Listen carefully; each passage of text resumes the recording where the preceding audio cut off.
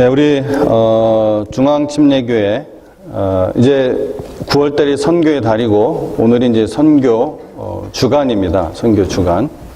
그래서 이번 나바오 선교를 저희가 처음으로 유수들과 나바오는 여기서 굉장히 또 먼 지역이잖아요. 다들 이제 비행기를 타고 유수들 데리고 또 교사들도 같이 가고 해서 그것을 저희가 여러 가지 처음이라 준비하는 어떤 그런 시행착오도 있었고 많은 것들을 쏟아붓는 바람에 많은 에너지들이 거기에 많은 축복도 있었지만 또 많은 에너지들이 거기에 다 쏟아져서 이번 보통 이제 마지막 주간에 주로 이제 유수가 또 여성교도 하지만은 특별한 이제 바자회를 해서 선교헌금을 저희가 거두어서 그것을 다 그 선교헌금은 전부 다 우리가 선교지에 이렇게 보내곤 했었는데 그때 이제 너무 에너지를 이제 쏟으셔서 다 해버려가지고, 너무 또 이러면 또 우리가 힘들 것 같아서, 이번에는 아까 우리 광고한 대로, 우리 유스들은 그동안 모은 용돈으로 하나님께 자기의 이름을 이렇게 써서, 이렇게 성경금으로 이렇게 내기로, 제가 결정한 건 아니고, PT회의에서, 우리 학부모회의에서 그렇게 결정을 하셨습니다. 그래서 제가 그렇게 그대로 받아들이고, 그렇게 하자고 제가 얘기를 했습니다. 그래서 우리 이제 마지막 주간이라 조금 더 선교에 관한 얘기를 잠깐, 우리 선교제에 대한 얘기를 선교부에서 나눈 이야기를 여러분과 잠깐 나누고, 그 다음에 오늘 말씀으로, 선교에 대한 말씀으로, 내 증인이 되리라는 말씀으로 하나님의 말씀을 함께 나누기 원합니다. 우리 중앙침례교회 2019년 선교 후원제가 페루, 인도네시아, 나바오, 캄보디아, 그렇게 지금 순서대로 지금 얘기를 하고 있고요. 그 다음에, 여선교회는 지금 이제 미자립교회, 한국에 있는 미자립교회 이렇게 선교 이렇게 지금 하고 있습니다. 총 이제 여성교회까지 합치면 이제 5군데고요.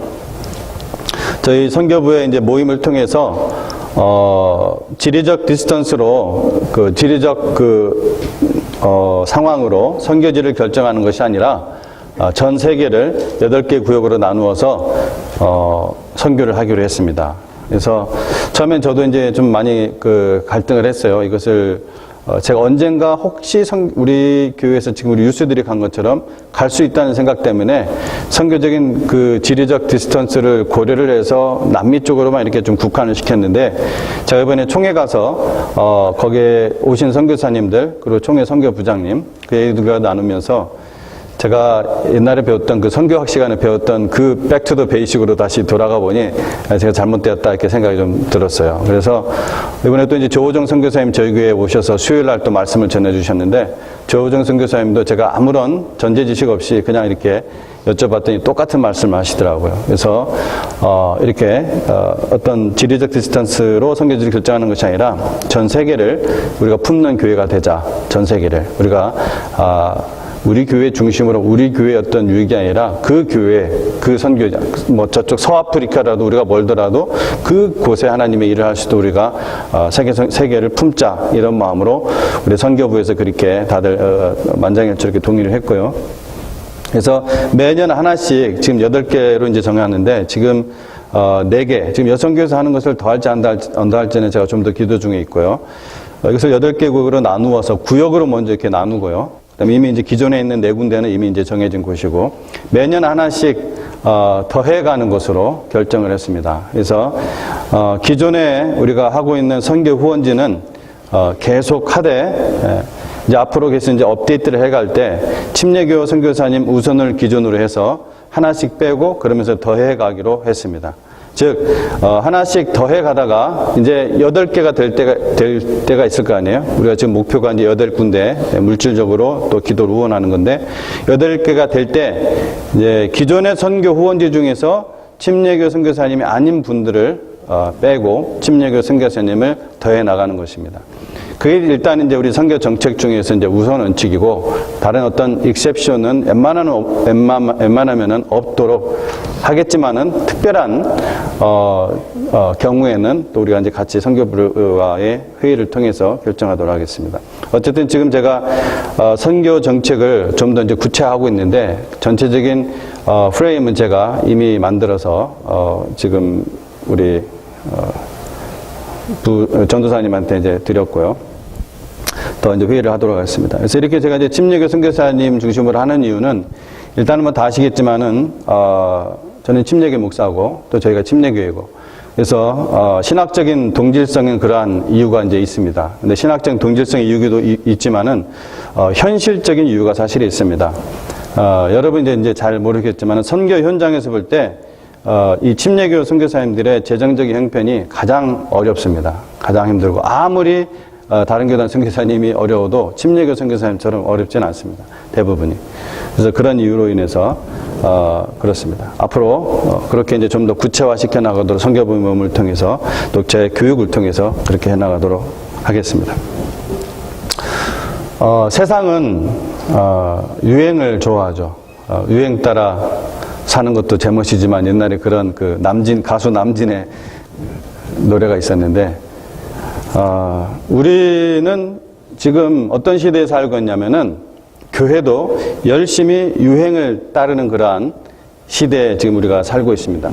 왜 그러냐면은 교회가 어떤 생각을 먼저 갖고 있냐면은 누가 그렇게 얘기하지도 않는데 시대에 뒤처지고 있다는 생각 때문에 그래요. 시대에 뒤처지면은 우리를 소위 말하는 아주 그냥 수구 세력으로 보고 수구 집단으로 봐서 우리가 복음을 전한다고 해서 믿지 않을 것이다. 교회도 오지 않을 것이다. 이런 두려움들이 그 안에 이렇게 있어요. 근데 이건 굉장히 잘못된 생각입니다. 성경은 전혀 반대로 할 것을 명령을 하고 있습니다. 로마서 12장 말씀에 뭐라고 했습니까? 너희는 이 세대를 본받지 말라고 했습니다. 너희는 이 세대를 본받지 말라. 근데 열심히 이 세대를 본받아 가려고 하는 시대에 우리가 살고 있다는 거예요. 교회라는 간판을 걸고 있는데 뭐 목적 이끄는 삶 다 들어보셨을 거예요. 또 뭐 야베스의 기도, 그 외에 선을 멀리 벗어난 뭐 신비주의의 그 무브먼트들, 뭐 신사도 운동 같은, 그리고 극단적인 페미니즘, 그 다음에 동성애, 이런 것들은 언급할 가치도 없습니다. 교회가 갱신과 참된 부흥을 온다면은 오직 한 길밖에 없다고 하나님께서는 성경 전체에서 경고를 하고 계십니다. 경고를 하고 있습니다. 하나님의 말씀인 성경은 시대가 아무리 바뀌어도 우리에게 어둡고 혼돈한 이 시대를 분별하는 그 눈과 이길 수 있는 능력을 무엇이 줍니까? 오직 하나님의 말씀이 주는 것입니다. 다른 안경을 쓰면 안 됩니다. 오직 성경으로 돌아가 말씀을 양식으로 먹고 또 그 말씀을 올바로 열심히 배우고, 그냥 열심히만 배우면 안 됩니다. 올바로 배워야 됩니다. 그 진리에 복종할 때에만 교회의 참모습을 회복할 수 있다는 것입니다. 그리고 교육할 부분들이 있어요. 구체적으로 타겟을 삼아서, 예를 들어 동성애 혹은 진화론 이런 것에 대해서 구체적으로 타겟으로 비복음적인 것에 대해서는 교육을 할 필요가 있습니다. 사도행전을 보시면 교회가 수적으로도 꾸준히 커졌습니다. 하지만 기록된 하나님의 말씀을 잘 보시면은 실제적인 이 교회의 성장은 그 수에 의해 평가가 된 것이 아니라 신실하게 선포되는 하나님의 말씀 그 전체에 의해 평가가 되었습니다. 우리가 두 번째 읽었던 말씀인 사도행전 12장 24절 말씀에는 뭐라고 되어 있습니까? 하나님의 말씀은 흥왕하여 더하더라. 하나님의 말씀은 흥왕하여 더하더라. The word of the Lord continued to grow and to be multiplied. 숫자로 혹은 결과만으로 모든 것을 판단할 수 없다는 것을 예수님께서는 분명하게 경고하셨습니다. 마태복음 7장 21절에서 23절 말씀인데요. 오늘 여러분 준비를 하시기 바랍니다. 모처럼 또 오늘 제가 종종 그렇게 하지만 성경을 오늘 좀 자주 찾아볼 겁니다. 최소한 세 덩어리를 우리가 볼 겁니다. 마태복음 7장 펴시기 바랍니다. 마태복음 7장 21절에서 23절. 마태복음 7장 21절, 너무 여러분 잘 아는 말씀이에요. 산상수훈, 예수님의 그 유명한 Sermon on the Mount, 그 말씀 중에 나온 말씀입니다. 7장 21절에 23절 제가 읽겠습니다. 나더러 주여 주여 하는 자마다 다 천국에 들어갈 것이 아니요 다만 하늘에 계신 내 아버지의 뜻대로 행하는 자라야 들어가리라. 그날에 많은 사람이 나더러 이르되 주여 주여 우리가 주의 이름으로 선지자 노릇하며 주의 이름으로 귀신을 쫓아내며 주의 이름으로 많은 권능을 행하지 아니하였나이까 하리니 그때 내가 그들에게 밝히 말하되 내가 너희를 도무지 알지 못하니 불법을 행하는 자들아 내게서 떠나가라 하리라. 지금 뭐라고 했습니까? 이 성경 말씀이 얼마나 샤킹한 말씀인지 모릅니다. 심지어 예수님을 모르더라도 얼마든지 큰 성과를 낼 수 있다는 것입니다. 어떤 이들은 주의 이름으로 선지자 노릇하고 뿐만 아니라 귀신을 내어 쫓고 주의 이름으로 많은 권능을 행했습니다. 하지만 그들이 스스로를 무엇이라고 주장하든 오늘 주님께서 뭐라고 했습니까? 나는 너희를 도무지 알지 못한다. 주님과 아무 상관이 없는 사람들이었고 자기들의 그 탤런트로 자기들의 그 놀라운 능력으로 큰 성과를 거두었습니다. 그것은 하나님 능력과는 아무 상관이 없습니다. 또 귀신의 능력으로 얼마든지 큰 이적을 행할 수 있는 것입니다. 예수님께서는 마태복음 24장에서 이 세상이 끝날 때에는 많은 사람이, 웬만한 사람이 그냥 사람에게 하지 않았습니다.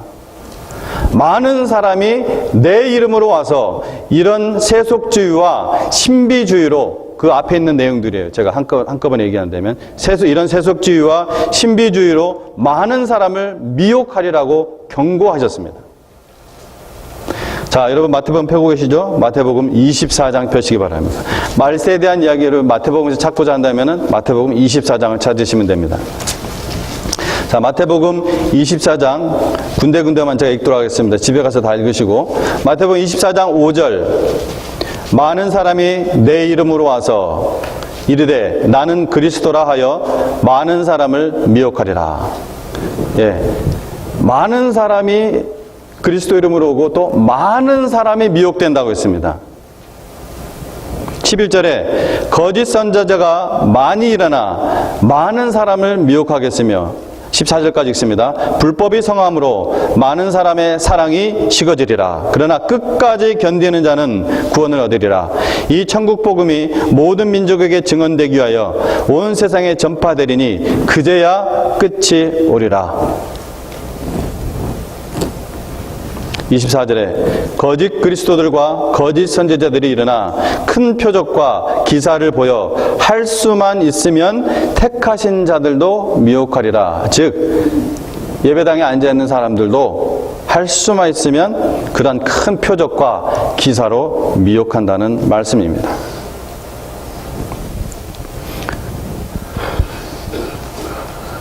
근데 자, 이걸 제가 안 읽을까 하다가 좀 약간 다른 방향으로 할까 봐서 안 읽을까 하다가 너무 중요한 말씀이라서 데살로니가 후서 2장 한번 펴보십시오. 데살로니가 후서 2장 데살로니가 후서 2장 10절에서 12절입니다. 왜 그러면은 그렇게 그런 곳에 미혹이 되는가? 어떤 사람들이, 그리고 심지어 교회 다녔던 사람들도, 그리고 교회 다니는 사람들 중에 똑같은 이런 교회를 다니지만 그런 쪽으로 영이 치우쳐져 있는가? 그 이유가 2장 10절에서 12절에 나왔어요. 아주 무서운 말씀입니다. 저는 이 말씀 볼 때 너무 무서워요. 하나님의 이 말씀. 2장 10절에 12절. 불의의 모든 속임으로 멸망하는 자들에게 있으리니 이는 그들이 진리의, 자 9절부터 읽을게요. 9절부터. 악한 자의 나타남은 사탄의 활동을 따라 모든 능력과 표적과 거짓 기적과 불의의 모든 속임으로 멸망하는 자들에게 있으리니 이는 그들이 진리의 사랑을 받지 아니하여 구원함을 받지 못함이라. 복음을 전해서요, 진리의 사랑을 거부하고 받지 않는 자들에게 이런 일이 나요. 이러므로 하나님이 미혹의 역사를 그들에게 보내사, 누가 보냈어요? 하나님이. 하나님의 미혹의 역사를 그들에게 보내사, 그 다음에 어떻게 했어요? 거짓 것을 믿게 하심은 12절에 진리를 믿지 않고 불의를 좋아하는 모든 자들로 하여금 심판을 받게 하려 함이라. 엄청나게 무서운 말씀입니다. 우리가 가만히 있으면 그냥 베낀 상태로 아무 상태에 있는 게 아니에요. 우리가 진리를 사랑하지 않으면은 그만큼 우리가 지금 말세에 살고 있기 때문에 미혹의 영들이, 거짓 가르침들이 오게 돼 있습니다. 여러분의 영혼에게 접근을 하게 돼 있어요. 요즘은 책이 아니라 주로 동영상, 그 중에서도 유튜브. 아주 쉽습니다. 진리, 오직 하나님의 말씀을 올바로 배우시고 그 말씀에 따라 추구하며 살아가시기 간절히 부탁드립니다. 사도행전 6장 7절은 뭐라고 했어요? 똑같은 말씀이 나오는데 하나님의 말씀이 점점 왕성하여, 이게 원인입니다. 하나님의 말씀이 점점 왕성하여. 무엇이 왕성했어요? 교회 성장론이? 야베스의 기도가? 목적의 삶이? 신사도 운동이? 어떤 무브먼트가 아닙니다. 하나님의 말씀이 점점 왕성하여, 이게 원인이고 동시에 이것이 목적입니다. 12장 24절에 하면 왕성하여 예루살렘에 있는 제자의 수가 더 심히 많아. 이건 결과입니다. 그러므로 우리 교회가 하나님의 말씀만을 사모하고 힘써서 배우고 올바로 또 힘써서 전파하는 것이 핵심이에요. 많이 주시든 적게 주시든 그 결과는 하나님 소관입니다. 저는 어떻게 구원에 이르게 되었는지 간증하는 신자들의 이야기를 참 좋아합니다. 제가 요즘 잘 들어보지 못하는 이야기예요. 제가 이런 얘기를 굉장히 많이 옛날 소그룹을 통해서 많이 나누고 이야기하고, 여기 이 자리에 앉아 계신 분들 중에 최소한 저하고 비슷한 연배에 계신 분들은 그런 소그룹을 통해서 간증 나눔 시간들 아마 많이 가지셨을 것 같아요. 수련회에서 혹은 때론 일상 대화 속에서도 어떻게 구원받게 되었는지 나누고 나는 그러한 신앙을 이렇게 쭉 해왔어요. 모든 참된 구원에는 성경의 어떤 진리가 그 심령을 찌르고 양심을 질책하고 그 영혼을 영적 사망으로부터 일깨우는 그 시점이 있습니다. 제가 참으로 존경하는 설교의 황태자라고 불리는 이 19세기의 스펄전 목사님도 10대 때 그를 손가락으로 가르치면서 민수기 21장 8절 말씀을 인용했던 이 한 평신도 설교자의 말을 듣고서 회심을 했습니다. 물린 자마다 그것을 보면 살리라.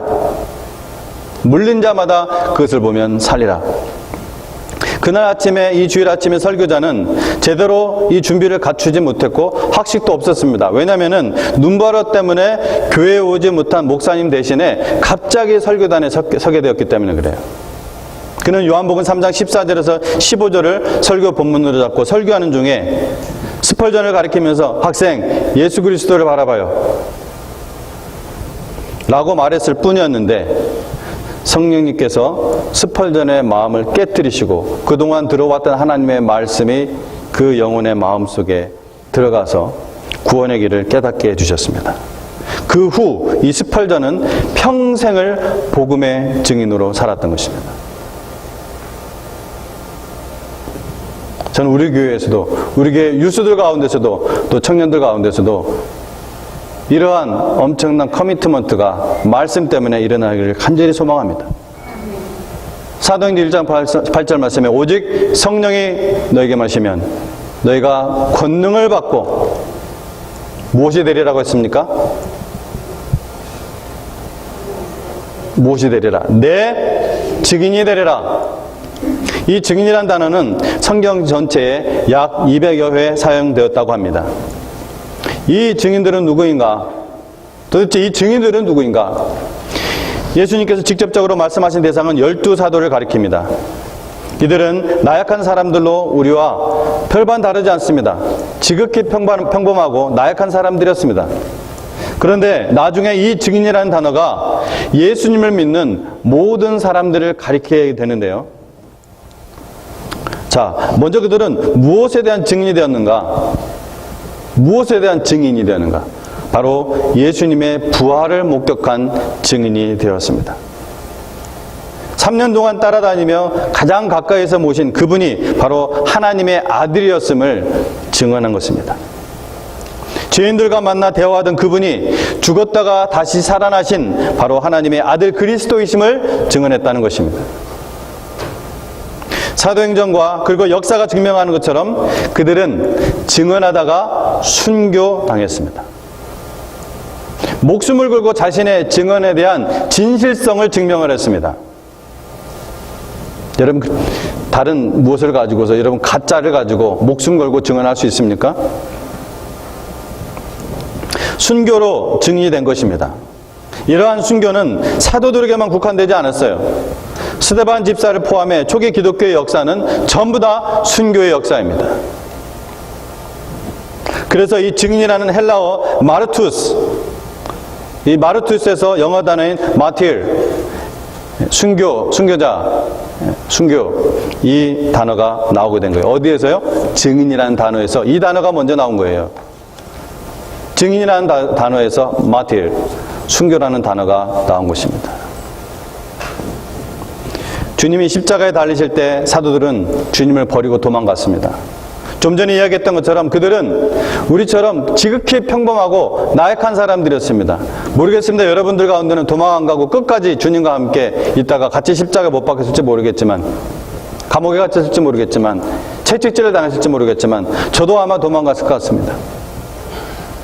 그런데 이후에 어떻게 순교까지 할 수 있었을까? 그것은 바로 부활하신 주님을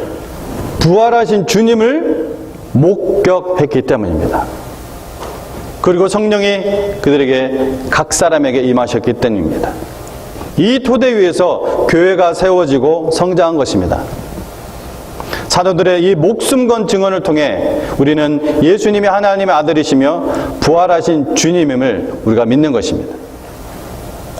이 사도들의 순교의 신앙이 그 증언의 진실성을 증명하는 것입니다. 여러분, 목숨을 아무 때나 겁니까? 결코 그렇지 않습니다.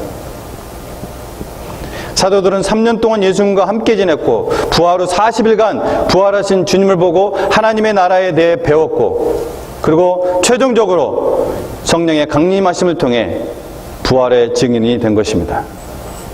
그리고 그 증언을 기록한 것이 바로 신약 성경입니다. 구약 성경은 바로 오실 메시아에 대한 예언의 말씀입니다. 그러므로 우리 신앙의 뿌리는 바로 이 하나님 말씀 밖에 어느 것도 없고, 우리가 전할 것은 이 하나님 말씀 밖에 어느 것도 없습니다. 주님은 증인이 되라고 하셨습니까? 증인이 되리라고 하셨습니까? 증인이 되라고 하셨습니까? 증인이 되리라고 하셨습니까? 증인이 되리라고 하셨습니다. 여기에 중요한 차이가 있습니다. 그 주도권이 누구에게 있다는 거예요? 하나님께 있다는 것입니다. 사도들은 자신의 결심이나 능력이나 실력이나 학력으로 이 일을 감당한 것이 결코 아닙니다. 주님께서 부족한 그들을 하나님의 말씀을 이 성령님을 통해 끊임없이 가르치고 연단하셔서 증인이 되게 하신 것입니다. 때로는 환난으로 흩으시기도 하고, 또 베드로에게 환상을 보이시기도 했고, 또 바울이라는 아주 극단적인 반대자를 하루아침에 복음의 증인으로 만들기도 하셨습니다. 오직 주님이 그들을 만들고 세워서 증인이 되게 하신 것입니다. 어떻게 증인이 되게 하셨습니까? 그 증인이 되게 하신 과정을 되짚어보는 것은 참으로 중요하고 흥미롭습니다. 제가 성경을 다 원래 계획으로는 떠들어서 좀 보려고 했는데 그냥 말로만 하겠습니다. 사도행전 2장 부분만 보더라도, 사도행전 2장만 보더라도 이 증인이 되게 하신 과정, 무엇으로 어떻게 증인이 되게 하셨는가, 2장을 여러분 꼭 읽어보시기 바랍니다. 2장 굉장히 자세히 보셔야 됩니다. 사도행전 1장 3절에 보면은 예수님께서 이 제자들과 함께 40일 동안, 거의 40일 동안 부활하신 주님과 캠프를 합니다. 하나님 나라에 대해서 가르칩니다. 40일 동안. 그리고 이어지면서 계속해서 사도행전 1장 8절에서 예수님께서 주권적으로 그리고 예언적으로 성령 내가 너희 보내서 내 증인이 되게 하리라, 내 증인이 되리라, 그리고 약속하신 대로 사도행전 2장에서 성령님이 강림하십니다. 그 다음에 그 이후로 베드로가 성령의 충만한 가운데 그 도망갔던 베드로가 오순절날 일어나서 설교를 합니다. 말씀을 전파하는 것이죠. 그리고 계속 2장 37절 41절을 보면은 회개를 통한 구원의 역사가 일어납니다. 베드로의 그 설교를 듣고 회개를 합니다. 그리고 구원을 받습니다. 사도행전 2장 42절에는 자, 이 앞에 부분이 굉장히 중요해요. 사도의 가르침을 받아. 뭘 받아요? 사도의 가르침을 안 받으면 안 됩니다. 반드시 사도의 가르침을 받아 그 다음에 이어지는 것이 서로 교제하고 떡을 떼고 전심으로 몰두하여 기도한 것이었습니다. 뭘 가르쳤겠어요? 하나님 말씀 가르쳤죠. 반드시 우리 모두가 제사장이지만 가르침을 받아야 됩니다. 영적 리더에. 그래서 예수님께서 가르쳐 지키게 하라고 한 것입니다. 그 다음 2장 46절에서 47절 보면은 계속적인 말씀과 기도의 생활을 합니다. 그 다음에 그 결과가 주께서 구원받는 사람들을 날마다 더하게 하셨다는 거예요. 뭐가 지금 계속해서 이끌어가고 뭐가 주체입니까? 하나님의 말씀입니다. 3년 동안 예수님께 직접 말씀으로 훈련을 받은 이 제자들이 부활하신 주님을 목격하고 40일 동안 말씀 캠프 훈련을 받고 그리고 제자들에게 성령이 임하고 사도들에게 다시 가르치고 그 열매로 참된 말씀의 코이노니아 그 교제가 일어나고 말씀 앞에서 예배드리고 그리고 기도하였습니다. 이들이 증인이 되어 주께서 구원받는 사람을 날마다 더하게 하시고 구원받은 이들이 또다시 여러 핍박을 통해서 복음의 증인이 되고 그래서 사도행전 12장 24절에 말씀이 흥왕하여 계속해서 이것이 멀티플라이가 일어나서 하나님의 구원의 수가 늘어났다는 것입니다. 여러분, 증인들을 시작한 것도 하나님의 말씀이고 그것을 이끌어간 중심도 하나님의 말씀이고 그 끝도 하나님의 말씀입니다. 다른 것들은 다 흥왕한 말씀의 결과입니다. 그 과정은 매우 중요합니다. 이것이 바로 초대교회 성장의 원리고 초대교회 성장의 의미이기 때문에 그렇습니다. 단순한 숫자 노름이 아니라는 거예요. 교회 성장이라는 것은. 즉 복음의 증인이 되게 한 것도 하나님의 말씀이고 증인들이 전파한 것도 오직 하나님의 말씀이라는 거 잊어먹으시면 안 됩니다. 그러므로 사도행전은 증인들이 행한 일 그 자체보다는 어디에 그들의 그 말씀으로 말미암아 변화된 그 변화에 초점을 두고 있습니다. 즉 가시적인 수적 성장이나 과업 수행이 목적이 아니라 하나님의 말씀이 복음의 증인들을 하나님의 백성답게 제자답게 만들어 나가고 제자란 무엇입니까? 복음 전에서 영혼 전도에서 또 다른 제자 만든 사람이 제자예요. 그게 제자예요. 그런 드라마틱한 변화를 경험하고 있는 증인들이 복음을 전파했을 때 더욱 많은 사람들이 구원받게 되었다는 거예요. 우리 주님께서는 복음의 증인을 필요로 하십니다. advocate, 대변자가 아닙니다. 우리 주님께서는 대변자가 필요한 것이 아니라 witness, 복음의 증인이 필요하십니다. 다시 말해서 기독교대에 변증하는 것보다 그 자신이 생명과 빛의 증인이 되는 것이 중요하다는 거예요. 여러분은 이 생명을 받았고 이 생명의 삶을 사는 증인이십니까? 제가 묻는 것입니다. 아멘? 아멘이 아니면 아멘 하시면 안 돼요. 이런 정말 생명을 받으셨습니까? 이 생명의 증인이십니까? 다른 사람들이 볼 때 말씀의 가르침을 받아 변화가 나타나는 복음의 증인이십니까? 우리가 원하든 원하지 않든 주님을 믿는 모든 제자들은 하나님께서 증인으로 만들어 가십니다. 그런 복음의 증인으로 만들어지지 않고 있다면 둘 중에 하나일 것입니다. 첫째로 내가 구원받지 않은 사람이든지 아니면은 그냥 내버려둔 제자든지. 이 증인이라는 단어의 그 어원에서 순교자라는 말이 나왔다고 했습니다. 이는 곧 그리스도의 증인은 순교자가 될 것을 각오하지 않으면 안 된다는 것을 암시하고 있습니다. 순교란 꼭 죽어야만 하는 것은 아닙니다. 죽는 순교가 있는가 하면 삶으로 드려지는 순교가 있기 때문에 그렇습니다. 특별히 이 시대에는 삶으로 드려지는 순교가 너무나 우리에게 많이 다가옵니다. 우리가 바뀌면 우리가 하는 일도 바뀝니다. 학생으로서, 주부로서, 직장인으로서, 한 사람으로서 여러분에게 닥치는 그러한 일들은 선하신 하나님께서 모두 아시는 가운데 일어난 일이라는 것입니다. 하나님이 깜짝 놀랄 일은 없습니다. 어쩌면 오늘 이 설교를 들으면서도 이 말씀은 내가 나중에 생각해 볼 말씀이지 지금 내 상황에, 내 현실에 해당되는 말씀은 아니다 라고 생각하고 있는지 모르겠습니다. 하나님은 그 마음을 읽고 계십니다.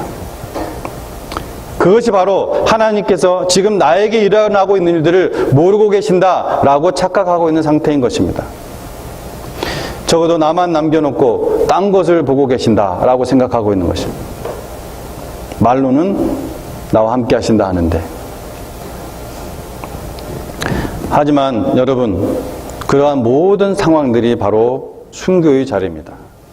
그 자리가 내가 그리스도와 함께 십자가에 못 박혔나니 그런즉 이제는 내가 사는 것이 아니요 오직 내 안에 그리스도께서 사시는 것이라. 이제 내가 육체 가운데 사는 것은 나를 사랑하사 나를 위하여 자기 자신을 버리신, 여기서 이제 그 다음 번역 이 부분을 킹제임스 음정적 버전을 좋아하는데요, 하나님의 아들의 믿음으로, 하나님의 아들을 믿는 믿음이 아니라 그 원어의 본래적 의미는 하나님의 아들의 믿음입니다.